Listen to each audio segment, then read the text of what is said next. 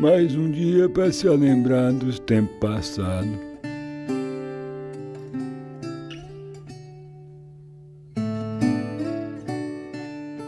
Naquele tempo tinha tanta coisa boa.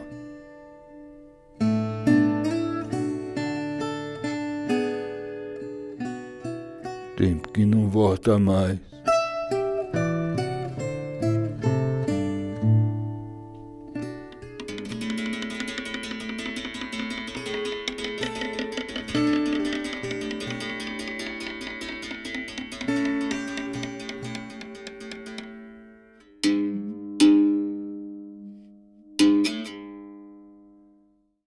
A predominância do negro é fatal no Recôncavo e na Bahia. O que a gente tem dos portugueses é pouquíssimo, graças a Deus, e muito do índio que a gente, por uma questão de pouca vergonha, não enaltece e não mostra o trabalho do índio. Porque o trabalho do índio também é belíssimo.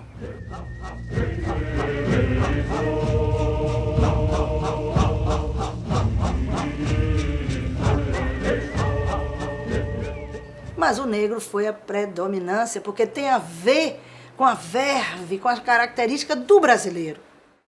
A gente sabe que o Recôncavo é uma fonte matricial, não só da cultura baiana, né, como da cultura brasileira, né? A gente fala muito no samba do Rio de Janeiro, né, na casa da tia Ciata, né? E ali, na verdade, algumas daquelas tias eram moradoras do Recôncavo, né, de Santa Amaro, de Cachoeira. Então nós tivemos um papel fundamental na formação, né, da cultura popular brasileira. A cultura negra no Recôncavo, ela é praticamente 100%. E não poderia deixar de ser de outra forma, devido à predominância da escravidão à época aqui. Nós tivemos aqui negros cabinas, negros benguela, negros congo, negros jeje, na maioria, pela situação geográfica, até da onde eles vieram da África, falando o Yorubá, negros de Angola. O Recôncavo ele não é um lugar isolado, né? Ele nunca foi isolado da capital, da metrópole, né? Então, até por causa das fazendas, né? dos canaviais, né? E da produção econômica da cidade, né? Do estado, né? Dependia muito do Recôncavo. Então essa ligação Salvador-Recôncavo é uma ligação muito constante, né, muito próxima, né, e feita basicamente pela Baía de Todos os Santos, né.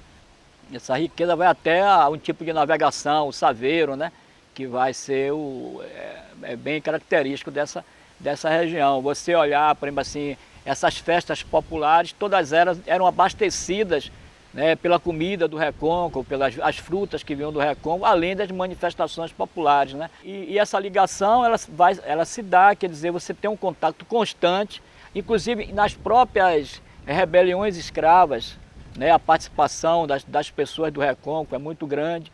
A gente tem um registro interessante de 1835, que é na Revolta dos Malês, que há uma penetração no Recôncavo para buscar a força do negro do Recôncavo para esse embate direto na capital baiana, porque não tinha homens negros capazes de estar desenvolvendo essa luta o suficiente, o contingente não era suficiente para tomar a capital baiana. E eles vêm aonde? Eles vêm ao Recôncavo, mais especificamente aonde? Em Santo Amaro.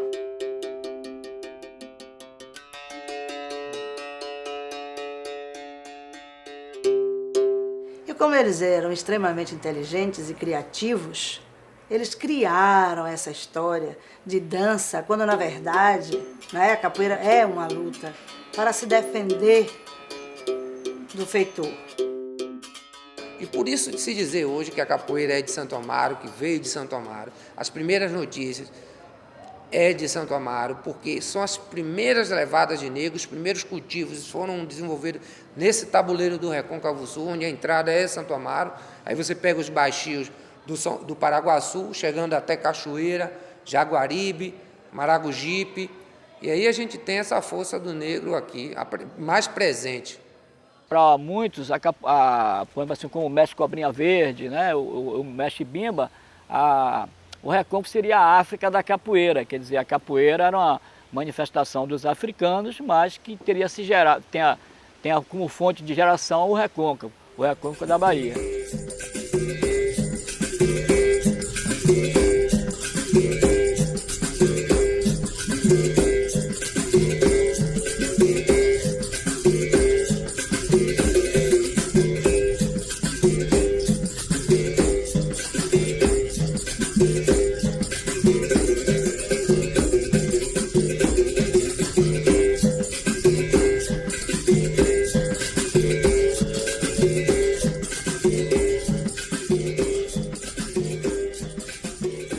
Já joguei muita capoeira, porque me ensinaram.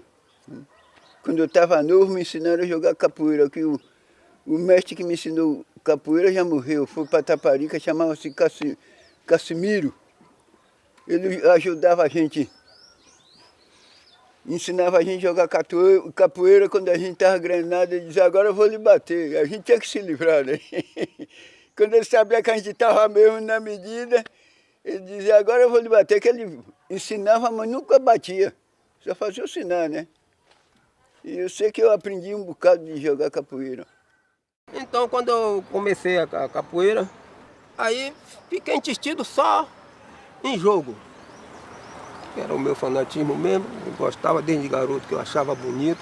Muitas vezes eu estava assistindo e apreciando o velho Popó, o pai do Vivi, o Popó foi meu mestre dele, ensinando os meninos na porta, eu ficava parado olhando.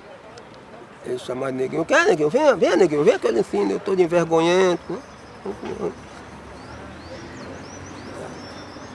E depois, chegava nas festas 13 de maio, as festas aqui da praça, eu via aqueles capoeiristas oficiais, os mestres, chegar assim, tirar o paletó, passar para outro, cair na roda, me dava aquela vontade também de fazer o mesmo.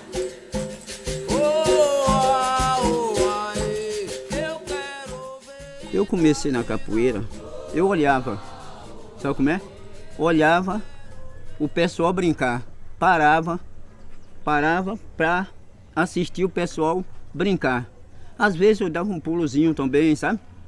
Como nós estava dando aí. Quem é feito.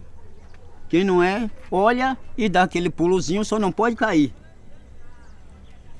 Eu não sabia se eu caía para cá ou se ia cair para cá. Eu levei uma chupeta na broca do vidro, que eu vi a locomotiva, para mim tinha arrombado tudo. Entendeu? Então, foi de quem? Do mestre Viver. Que ele não explicou para que lado é que eu ia, eu barbeiro, fui no encontro, recebi o pé, pá, bateu no ouvido. Então, as lágrimas aí começou a cair em 4 em 4. O pai dele, que era o Popó, parou a roda e disse, Viver, você quer matar o menino? Eu lhe ensinei assim. Se você matasse o filho dos outros. E Vivi, porque era muito aceso, muito ativo. Ah, meu pai, não sei o que, ele tem que aprender, não sei o que, não sei o que. Se eu fosse um cara covarde, um cara frouxo nas paradas, eu nem queria, eu passava por longe. Você estava aqui, eu passava lá pela outra rua, lá que eu não quero ver capoeira. Mas pelo contrário, eu enfrentei a barreira. Quando eu fiz 20 anos, o pai disse assim, compadre, eu disse, o senhor pode ser mestre de capoeira em qualquer lugar. Eu digo, pai, como é que eu vou ser mestre? Ainda tem muita coisa para aprender. Ele disse, o que o senhor sabe dá para tudo. Aí vai eu para falar com o Vadu. Pô, disse, ô Vadu, eu gosto de jogar capoeira e como é pra você me dar uns treinos? Ô, rapaz, vai lá na caixa d'água. Aí cheguei.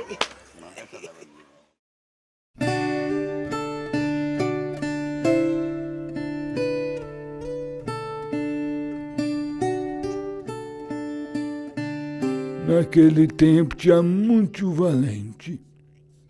E quando tinha feira então, a vadiação corria solta. Era tanta brincadeira, não uma saudade.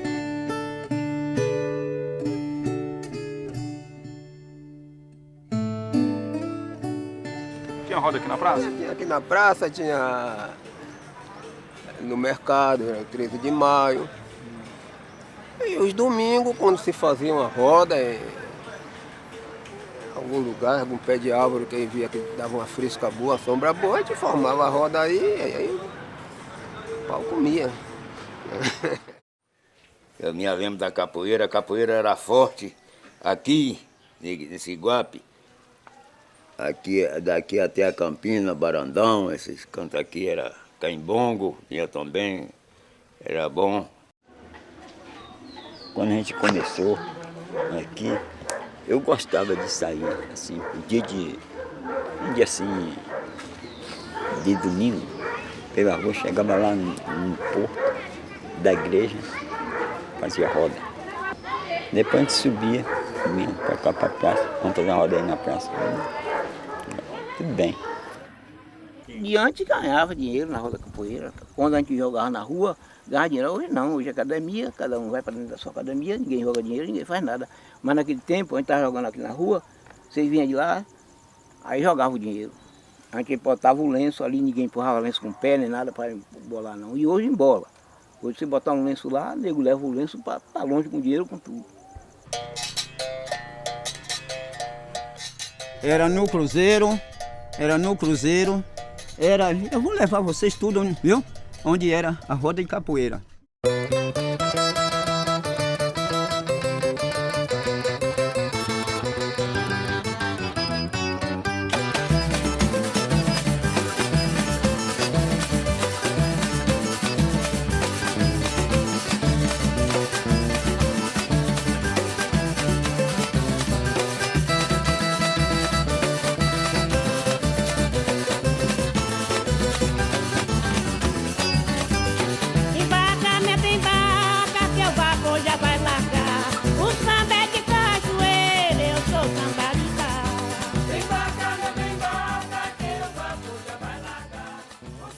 Os antigos foi aqueles que já foram, alguns que a gente não alcançou, outros que a gente alcançou ainda na infância.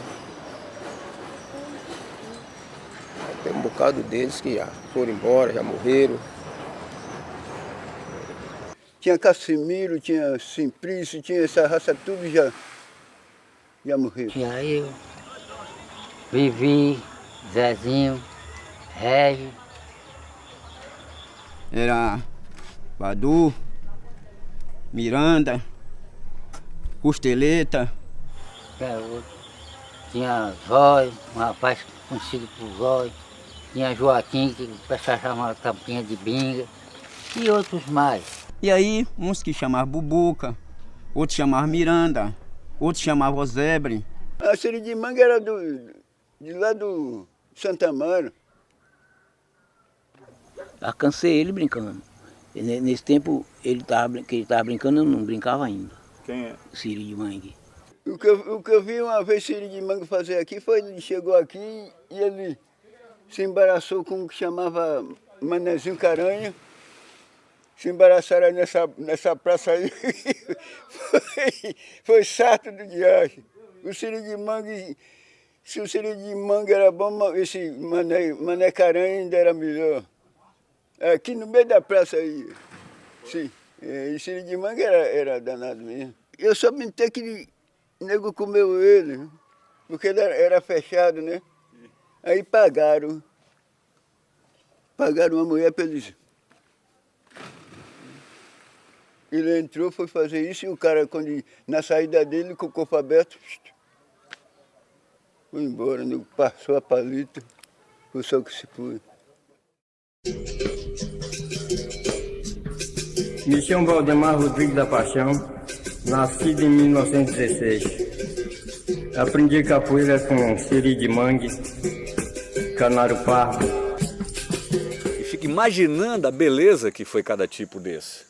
Às vezes eu paro para imaginar em Santo Amaro um tipo desse vivendo, chegando no boteco, batendo papo, a alegria, a maneira solta de ser, de andar, de chegar, como as pessoas falam, ele sempre chega.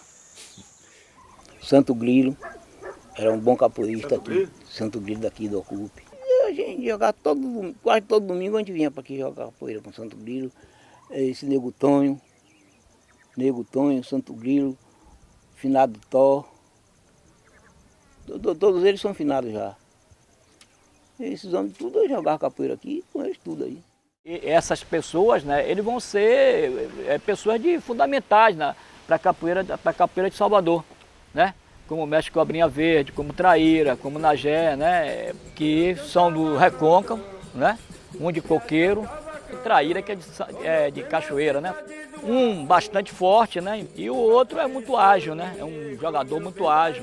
As referências a ele são sempre de capoeiristas perigosos, né?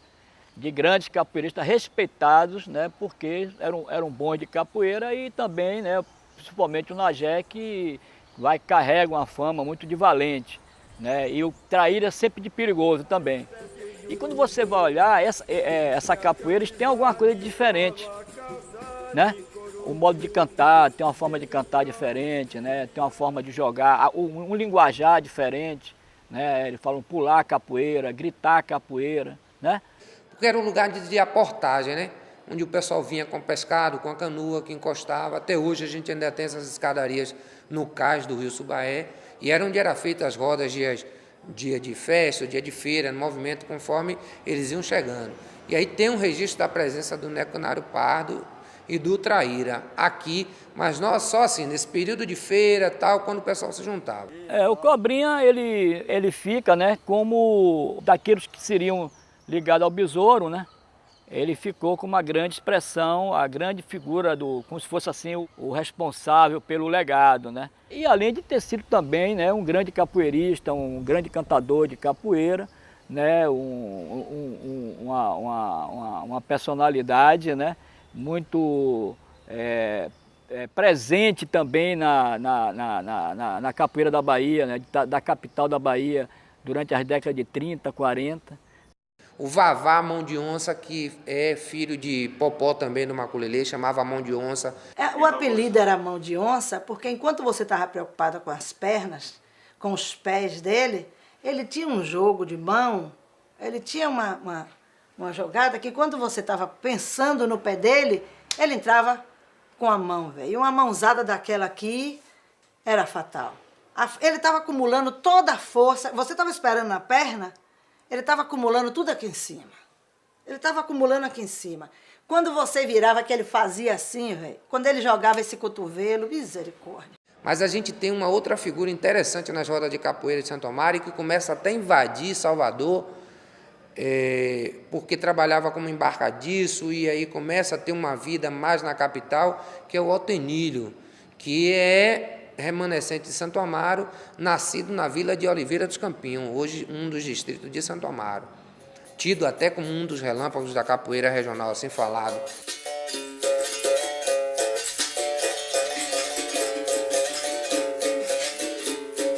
E chegando até os dias de hoje, por incrível que pareça, eu até louvo, que está com 80 anos, é o mestre Felipe Santiago. A capoeira dele é tão bonita, é uma capoeira de Angola. Ele dança tão bonito, ele não tem aquelas bobagens daquela exibição, é uma coisa que você vê que é de quem sente, que é de quem traz a capoeira aqui dentro, há toda uma concentração.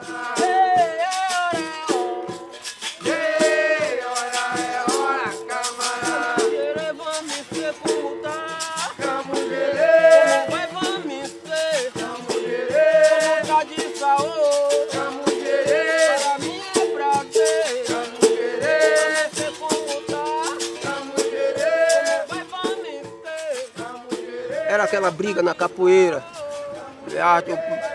Ele me dava uma rasteira, eu caía de arte. Eu não sofria, mas caía. Aí levantava, tinha que arrumar uma mãozada nele. Ele pegava em meu braço, aí virava, me dava o balanço, aí ia embolando. Ele corria em cima, eu voltava, dava pra pegar uma apanhada de pé, quebrava ele, mas tudo na base do enfeite. Então a nossa capoeira naquele tempo era isso. Era uma capoeira mais sadia. Não tinha negócio de eu querer mostrar que era melhor do que ele, para estar espancando ele. Pra... Se arrasta no chão bem devagar. Se arrasta no chão, menino. Oi, se arrasta no chão que nem cobra agora. Se arrasta no chão, menino. Se arrasta no chão bem devagar. Se arrasta no chão, menino. Se arrasta no chão que nem cobra agora. Se arrasta no chão, menino. Se arrasta no chão bem devagar. Se arrasta no chão. Só a título de deixar registrado é que a primeira escola de capoeira de Santo Amaro foi a de Amaral. No final da década de 50 até o final da década de 60, aproximadamente 15 a 20 anos, o Amaral é que fundou a primeira escola de capoeira de Santo Amaro. Comecei com o Amaral quando eu tinha 10 anos de idade e eu via aqueles meninos brincando capoeira, entendeu? Então eu tinha vontade de aprender, né? Aí eu falei com ele, quando eu entrar no grupo, ele disse que eu não podia entrar no grupo porque eu era branco. E ele era tudo escuro, tudo preto, então que eu não podia não. Ele disse, mas eu quero assim mesmo, pai. Olha, você vai apanhar muito, mas não é fácil não.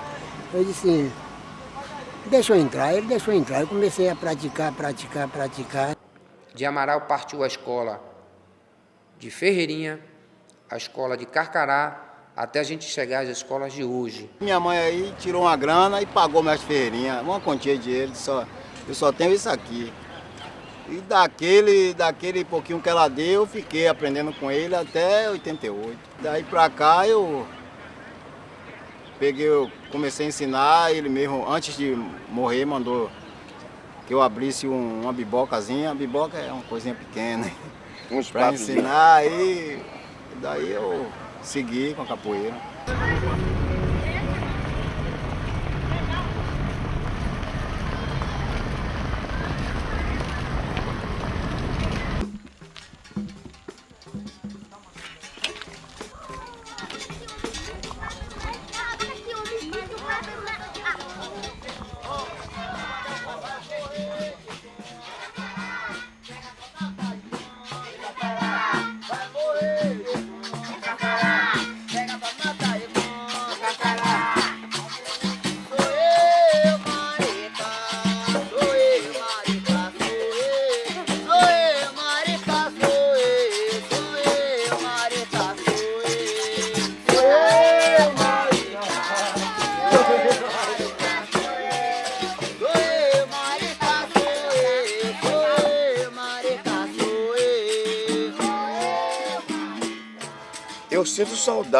Eu sinto saudade da capoeira de ontem, e a de hoje não me deixa uma certa saudade, porque até as cantorias e o sistema de jogo, para mim, eu não vou, porque, primeiro, a rapaziada que está começando agora, eles estão querendo avoar, e avoar é perigoso. Na minha maneira de pensar, a voada de capoeira é perigoso, por quê? Tem coluna, tem pescoço, e o camarada vai voar, quem voa é passarinho, eu vou na maldade. Na maldade, na malandragem que ela pede, por quê? A alegria do capoeira é derrubar um.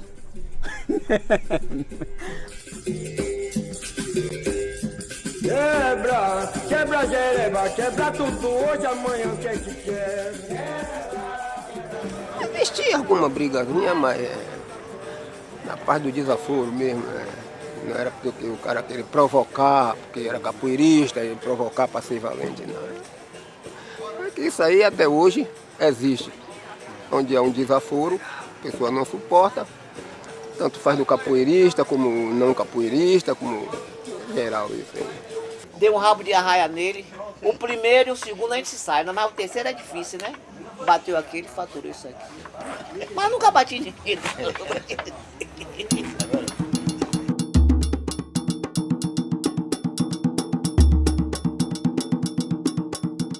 E o negócio de nuca foi com um baiano. Foi ali na travessa da siderúrgica.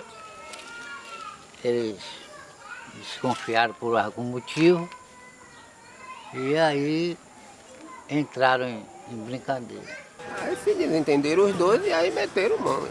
O Nuca com a navalha, o nome Dengosa, na borracha, e o outro com a pistola de 2 tiros. Precisou a polícia chegar para apartar. Estavam todos os dois banhados de sangue, com terra.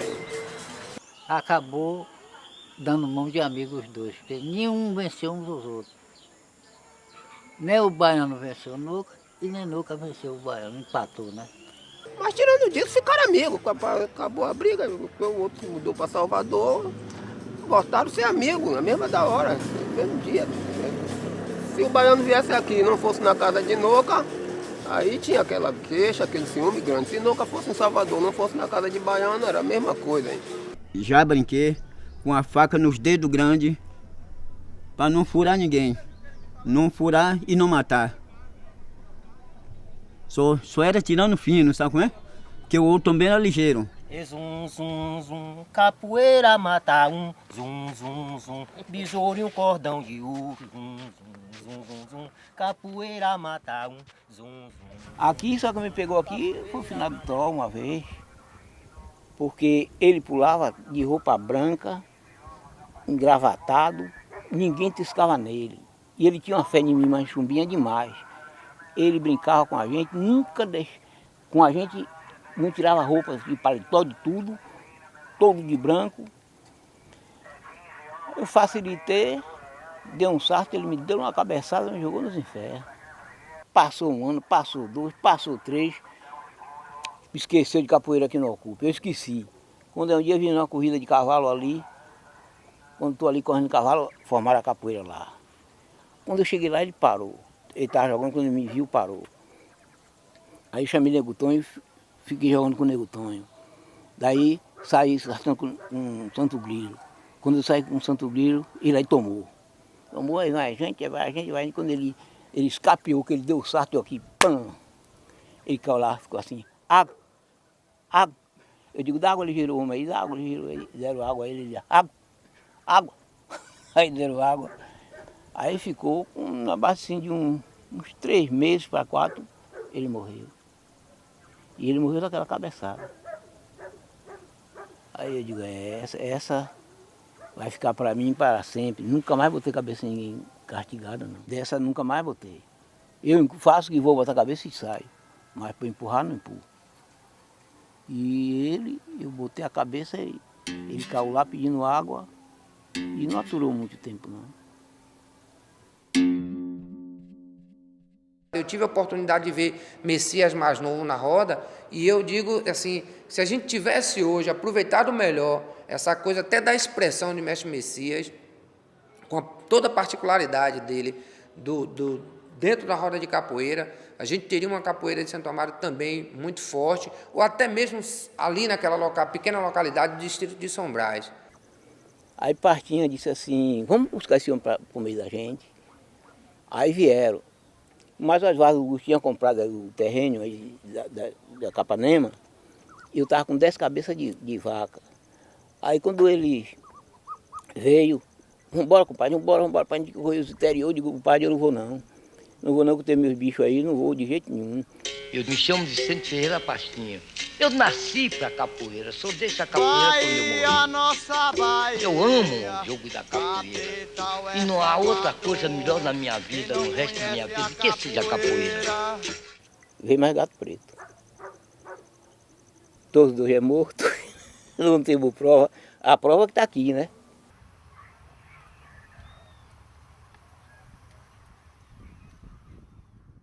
É que ele ficou fincado num dos grotões que saiu um dos grandes capoeiros de Santa Amaro, que é Mestre Gato.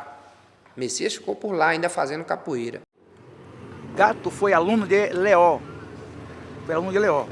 Quer dizer, nem bem aluno, foi um dos aprendizes de Leó também. Assim como o Mestre Messias de São Brás também, que ele também teve uma participação grande. Nós jogávamos muito, muito mesmo. Mesmo que 2 irmãos. Na capoeira aprendemos juntos, jogar juntos. Depois que ele foi para Salvador, que ele botou a academia dele lá em Salvador, foi que desabriu de mim, eu fiquei cá em São Brás. Ele aí passou a frequentar a academia de Pastinha. E da academia de Pastinha, ele com uma pessoa muito bem instruída, todo toque de berimbau, esse negócio, aí passou a ser tocador de berimbau de mestre Pastinha. E maior é Deus, e maior é Deus, pequeno sou eu. O que eu tenho foi Deus que me deu, o que eu tenho foi Deus que me deu. Na roda da capoeira, grande e pequeno sou eu. O que garantiu, né, a chegada até nós da capoeira foi essa força, né, que esses nomes tiveram, essa força, esse guerreiro que houve dentro de cada um deles, que manteve a capoeira viva.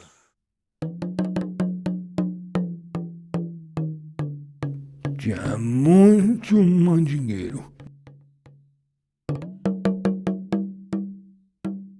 Gente de corpo fechado, preparado de oração. É gente que virava num cachorro e que virava num toco de pau para escapar das perseguições. Meu patuá, meu patuá. Me livrou de muitas coisas, de muitas traiçoeiragens.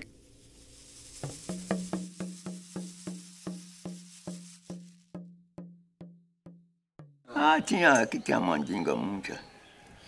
Aqui tinha mandinga muito, tinha gente que virava bicho.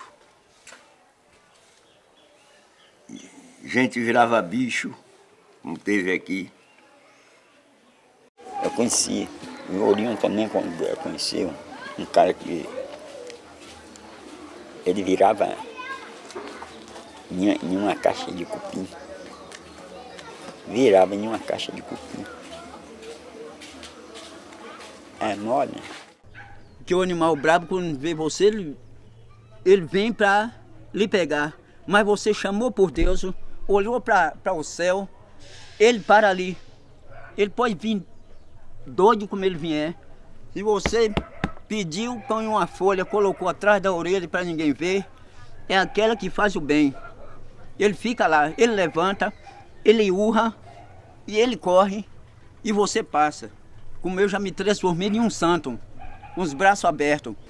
Eu não desacredito, porque para o lado bom é muito difícil.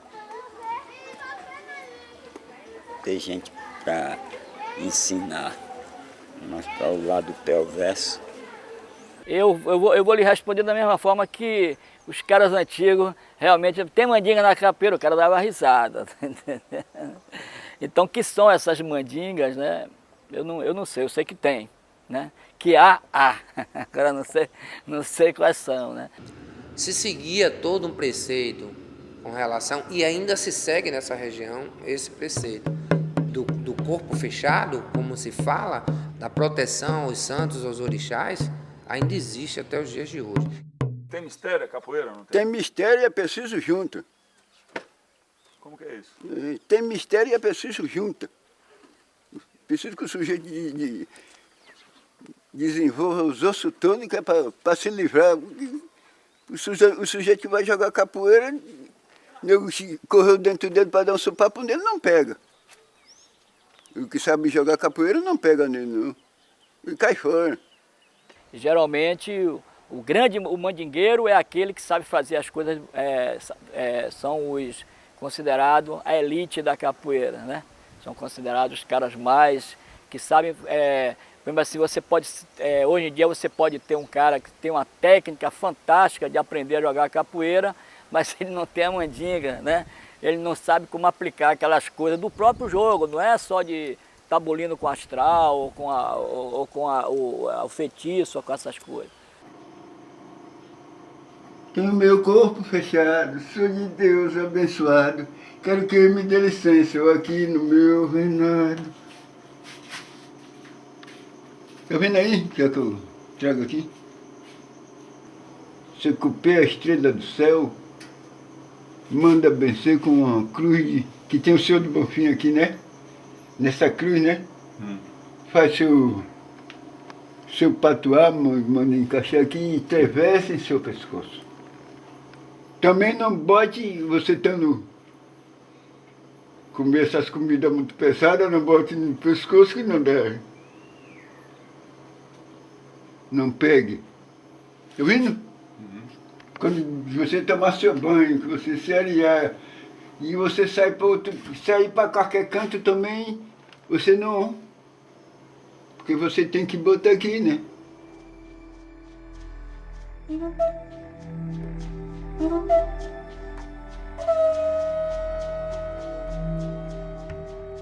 Besouro Mangangá. Nunca que apareceu ninguém como ele por essa banda daqui. Era um cabra danado. Não levava desaforo para casa. E não gostava de polícia. Besouro é um totem dentro da capoeira, né? É o cara assim que é uma referência básica, né? Geralmente quando escapole a história da capoeira, pelo menos quando eu comecei a pensar, a me interessar por isso, a besouro era assim, era como se saísse da história para a lenda, né? Besouro Mangangá é uma espécie de besouro, ele mede aproximadamente uns de 3 a 4 centímetros e é um besouro assim que a gente descreve como um inseto muito feroz, porque as estacas antigamente das cercas que eram feitas nessas regiões dos pastos eram feitas com maçaranduba e ele consegue furar até essa maçaranduba, esse besouro. De falar muito o besouro, era de Santo Amaro, né? O besouro era de Santo Amaro. Nascido em Santo Amaro, remanescente de uma área quilombola, que é hoje a comunidade do Urupi. Nasci provavelmente em 1895, pelo registro que a gente tem com relação ao processo que dá a data da morte dele, que é um processo de 22 da Justiça Comum. Eu procurei as pessoas mais velhas que pudessem ser contemporâneos de besouro. Primeiro encontrei Nuca de Jacó, que viveu assim próximo de besouro os últimos dias de vida dele. Eu descobri Caetano Pereira. Esse Caetano Pereira era irmão de besouro. E tive a oportunidade de fazer algumas pesquisas com ele.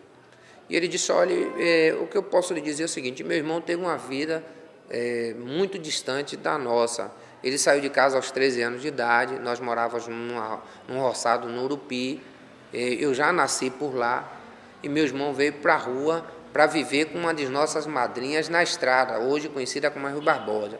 E não ficou aí mais que 6 meses. Ele ganhou o mundo e a gente só ouvia falar quando ele estava em Santo Amaro, quando era dia de feira, que tinha as rodas de capoeira, porque ele não aparecia nem para ir visitar a nossa família.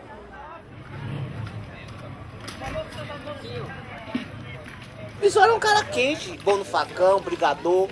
Você veio falar isso. Quente, todo mundo tinha medo, até hoje tem uma história de besouro.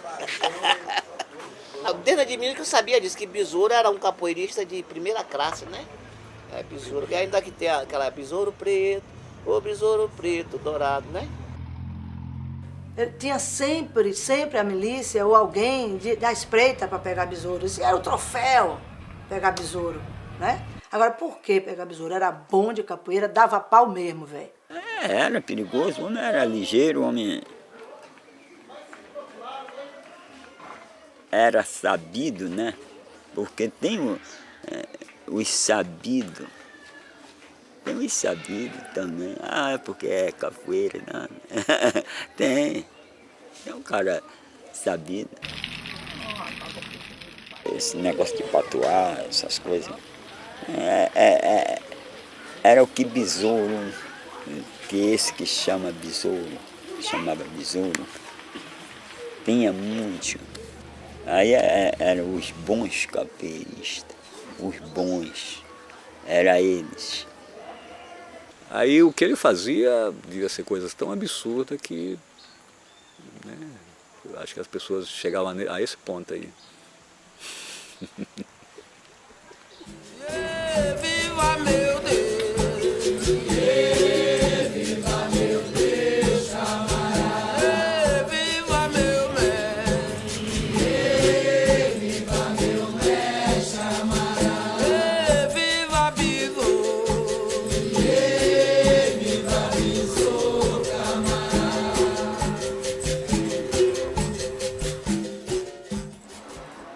patuá aqui, que a mãe de santo dele deu amarrado de cordão. Patuá. Que ele tinha aqui. Que o pessoal dizia que ele tinha um corpo fechado, e ele dizia que o corpo dele era fechado por conta daquele patuá. Besouro mandingueiro nem tão, só pela capoeira. Capoeira tem suas mandingas também.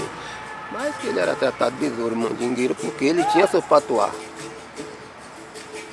Eram suas orações que ele tinha e tal. E aí, era o que fazia ele virar num toco, num besouro, num pé de árvore, de qualquer coisa, assim, numa moita de mato. Era as orações que ele usava. Ele era um personagem antigamente lendário, quer dizer, tudo que a gente sabia sobre Besouro, né, tinha referências muito fragmentárias que davam a história oral, né, os relatos orais, mas ninguém tinha uma documentação sobre Besouro. Então hoje, né, por conta a primeira pessoa que faz isso, Antônio Liberac, né, ele encontra um documento sobre Besouro, e nessa documentação, quer dizer, Besouro é como se fosse... Agora, que é interessante isso, é que ele vai deixando de ser um personagem lendário para virar um personagem, né, histórico mesmo, né? E nessa documentação aparece um episódio que que a história oral falava muito de Besouro, né? Que era de pegar o cap do policial, né? Tirar, eles falavam, desfeitear a autoridade. Seria uma forma de você desmoralizar, uma das formas de desmoralizar é você pegar o cap do cara, pegar o cap e jogar no chão, entendeu? Então nessa documentação isso aparece. E isso está ligado nos relatos orais, né, ao que se falava em Santa Amaro, um episódio dele que ele fazia isso, queria desmoralizar o policial, ele pegava o chapéuzinho do cara e desfeteava, né? Eu tenho esse documento aqui, que é um processo que encontrado no próprio arquivo, que é um processo datado de 1922, onde ele é findado em 1924 com a morte de Besouro. Esse processo ele faz um registro de uma agressão que ele faz ao indivíduo na fazenda do Rio Fundo, hoje município de Terra Nova, e que vem ser findado em 1924 com a morte dele. E aí a gente tem uma prova aqui, que é a existência de fato de Besouro. O Manuel Henrique Pereira, filho de Maria Alta Pereira. Essa documentação, por exemplo, até hoje, ela não anulou muitas das coisas que a história oral falava, né? Besouro vinha aqui buscar cana lá em cima, no barco. Esse besouro era um homão preto. O senhor conheceu? Conheci. Isso tudo aí era cana. Não está vendo esse mundo todo aí? Tudo era cana.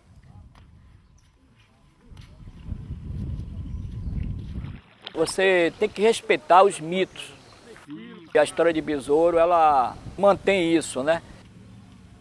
Até porque a documentação a documentação também é um mito. A gente que conta aquela história que viu os mais velhos contar, a gente não temos a certeza que o mais velho assistiu aquela cena mesmo, foi por conta da Caruchinha também que ele contou aquilo. Então, é o que a gente tem para passar. Se os mais velhos mentiu, a gente também está mentindo. Não é porque você encontrou uma documentação, papapá, dizendo que aquela documentação traga a narrativa de um episódio, que por conta disso aquilo seja a verdade, né? Então, a verdade, ela tem vários tipos de leituras, né? A lenda, o mito, é uma forma de você também tá lendo essas coisas, né? Besouro? Besouro fazia porque era chefe da capoeira, era o homem, como é que diz, que dava valor ao povo. Besouro foi um grande companheiro de capoeira. O negócio dele só era fumar a polícia. Ele não bolia com pequeno. Ele estava com a academia dele lá brincando. Quando naquele tempo os soldados tinham aquela boca cá em cima, com aquele bico danado. Aí ele dizia, vem macaco. Quem quiser ficar, fica. Quem não quiser, vai embora. A notícia da época é que Besouro estava bebendo E num desses momentos de bebedeira e tal, ele se nega a pagar uma dose de cachaça e começa a fazer aquele estardalhaço, chama a atenção. E aí a polícia da época é convocada para poder contê-lo. São aproximadamente 9 guardas que estavam. Ele desarma esse pessoal dentro ainda do recinto, dessa biboca, e passa para o lado de fora. Ele junta as armas passando para o lado de fora e no largo ele dá as costas naturalmente e continua andando. Ele recebe a voz de prisão e os guardas empunham, porque já tinham sido desarmados, empunham as armas e aí começam a defragrar alguns tiros contra ele. E o seu Antunes diz no momento seguinte que ele se põe simplesmente a pular de um lado para o outro e não sabe se até mesmo pelo medo os policiais não conseguem atingi-lo. E aí ele se envereda a correr por dentro da Ruela, que é o antigo beco da Caixa Econômica, em direção à Ponte do Xarel, e ali na Ponte do Xarel ele pula para o outro lado da margem, que é um matagal, já é a Fazenda Recreio, pula para o outro lado da margem do rio e ali ele desaparece por dentro dos matos da fazenda.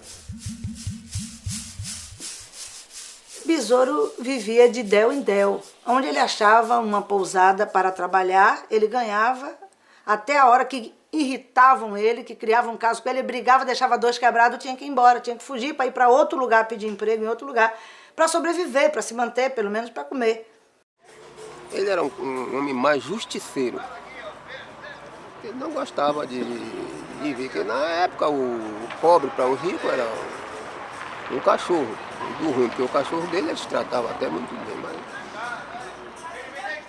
E aí onde Besouro via eles fazendo uma injustiça com um pobre, ele não gostava. À época, o negro era realmente humilhado, espinziado, a ponto de trabalhar o mês todo, no fim do mês o patrão dizer: dinheiro, olha dinheiro, rapaz, eu já estou lhe dando comida, já estou dando muito. Ele quebrava. Ele queria o respeito dele como homem, como cidadão, como trabalhador. E aí ia lá e resolvia a parada e agora... pronto. A polícia pegava um pinhão, 2, 3 soldados espancando o pinhão. Aquilo, ele não resistia a ver aquilo. Ele saltava na frente e ia reclamar, eles achavam ruim. E aí era a hora que o pau quebrava, pronto, ele ia liberar o pinhão e ia topar com ele. Mas ele era sempre espizinhado, porque todos eram, só que todos abaixavam a cabeça. Ele não. Ele reagia.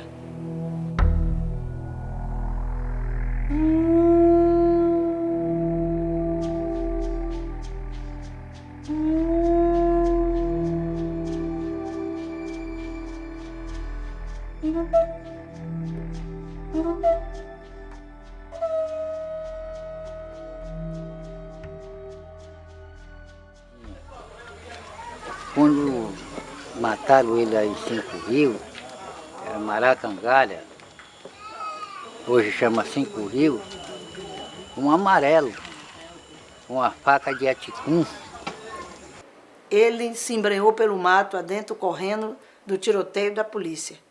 Mas esta pessoa ficou atrás de uma bananeira, esperou ele lá dentro. E na passagem, lhe deu a estocada. Uma faca de ticum, lhe fizeram a traição. Mataram nosso besouro que morreu, deixou a fama. Então, o que eu tenho de registro da chegada de Besouro em Santo Amaro, no momento que ele chega ferido, é que ele é desembarcado no cais do Araújo Pinho, trazido por uma canoa, e ali colocam ele numa carroça e é trazido à Santa Casa. Ele veio para Santo Amaro, para a Santa Casa de Misericórdia, vivo. Deixaram ele morrer na pedra fria do hospital.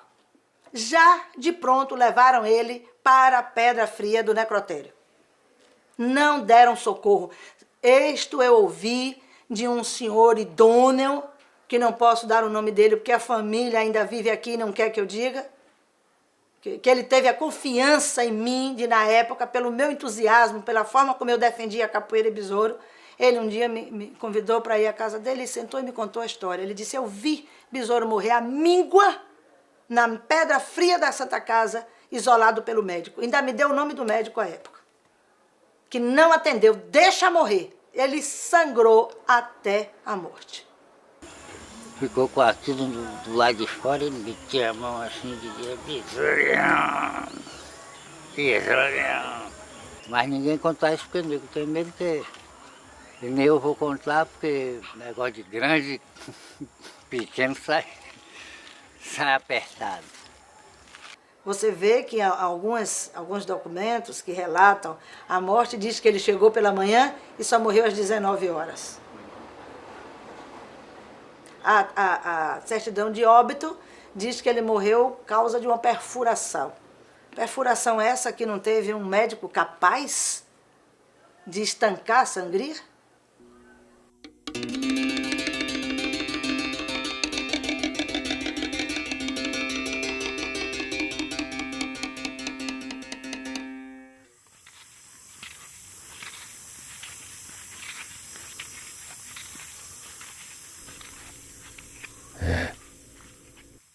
A capoeira antigamente tinha muita história.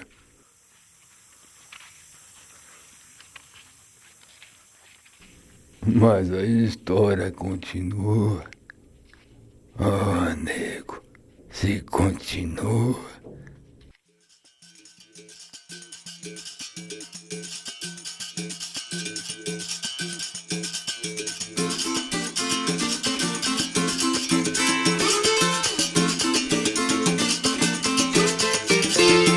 Sou manso e você já sabe, por isso quer me bater, eu sou manso.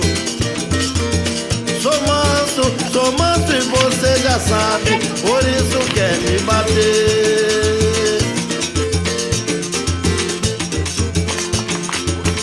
Sou manso e você já sabe, por isso quer me bater, eu sou manso. Sou manso e você já sabe, por isso quer me bater. Você só quer me bater, porque que eu não sou de nada, mas eu só queria ver você na mata fechada, sem revólver, sem pistola, sem uma faca molada, sem uma onda pintada, pulando na tua frente. Aí eu queria ver, sou manso e você já sabe, por isso quer me bater, eu sou manso. Sou manso e você já sabe, por isso quer me bater. Você só quer me bater, porque eu não sou de nada, mas eu só queria ver você na mata fechada, sem revólver, sem pistola, sem uma faca molada, sem uma onça pintada pulando na sua frente. Aí eu queria ver, sou manso e você já sabe, por isso quer me bater, eu sou manso. Sou manso e você já sabe, por isso quer me bater. Você só quer me bater, porque eu não sou de nada, mas eu só queria ver você na mata fechada, sem revólver, sem pistola, sem uma faca molada, sem uma onça pintada pulando na sua frente. Aí eu queria ver.